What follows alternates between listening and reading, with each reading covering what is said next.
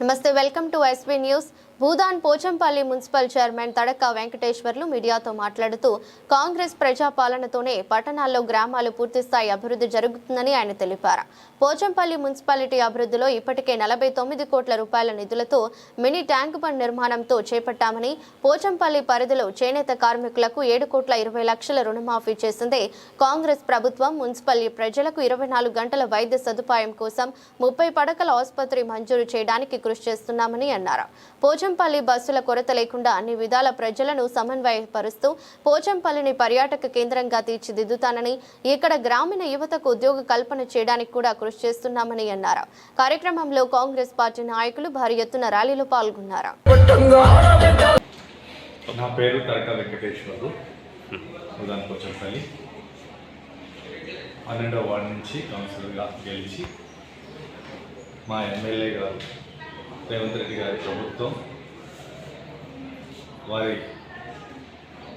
ఆశీర్వాదం వల్ల భూదాన్ పోచంపల్లి చైర్మన్గా నియమింపబడ్డాను.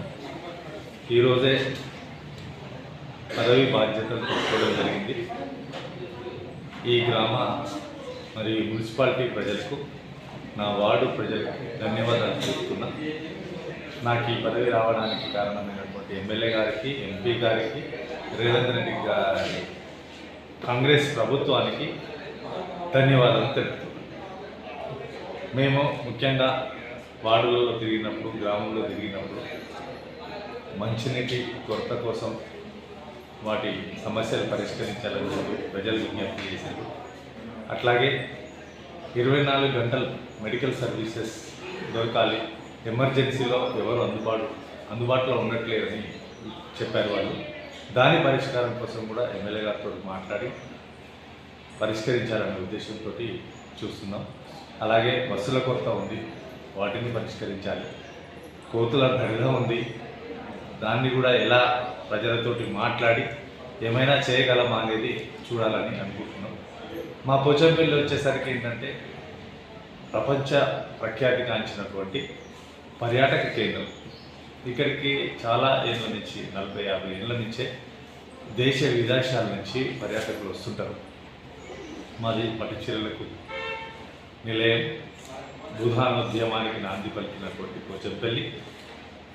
దీన్ని పర్యాటక ప్రదేశంగా వృద్ధిలోకి తీసుకురావాలనేది ముఖ్య ఉద్దేశంతో మేము ముందుకెళ్తున్నాం.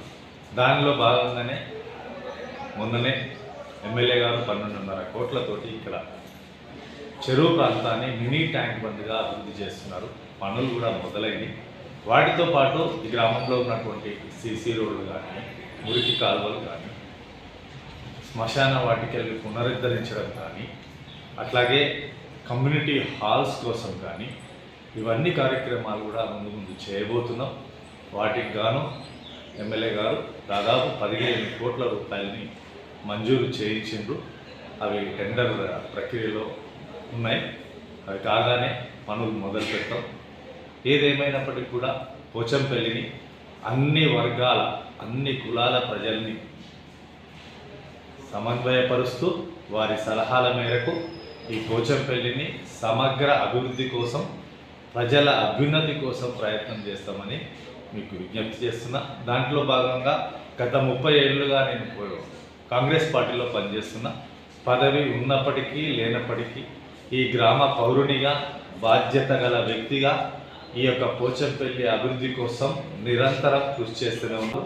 అండ్ సీసీ రోడ్లు ఆల్రెడీ నడుస్తూనే ఉన్నాయి పనులు, ఇంకా కూడా మంజూరు చేయించారు. వాటిని కూడా పూర్తి చేస్తాం.